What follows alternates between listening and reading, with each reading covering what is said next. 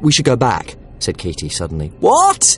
Karl roared with laughter. You big baby, come on. What's the hurry?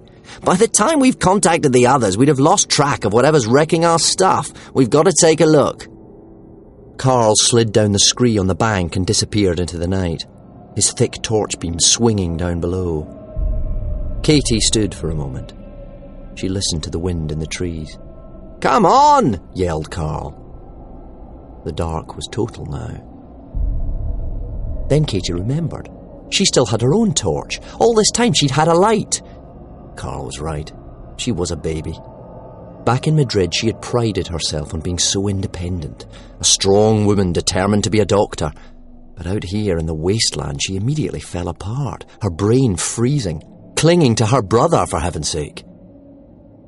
Katy snapped her torch off her belt clip and fumbled the light on.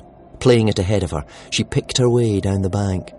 Dust swirled around, as it always did when the rain hadn't fallen. Karl, she called out. She was standing in the old dry river. No water here, not for 100 years. Nothing but dried tree trunks and dust. And, of course, the bridge. She knew the bridge in the day. A functional brick arch supporting old railway lines across the river. The brickwork was covered in shriveled ivy, the railway lines rusted in the dirt. Just an old bridge across the River Brent. Just a bridge. Well, just a bridge in the day. Karl, she called again. Come on, have you found something? She watched the torch beam dart round under the near side arch. Karl was nothing but an ink blot. Suddenly, Katy was angry rather than scared. There was a job to do. Karl, stop mucking about, she snapped. Karl's black blob emerged from the shadows. He shone his light right in her eyes. Was he kneeling?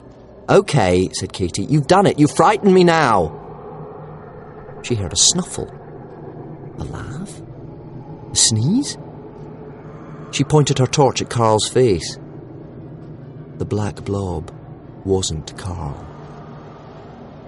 Katy realised her brother was gone, and there was no way she was going under that bridge. Not for anyone. Not even for him. She ran. She ran along the parched, uneven, dried-out riverbed, stumbling and falling and screaming.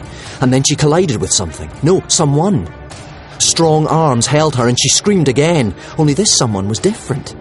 A hand grabbed her torch, which she'd forgotten she'd been holding, and shone it on his face. Whoever he was, he smiled the most fantastic smile she had ever seen.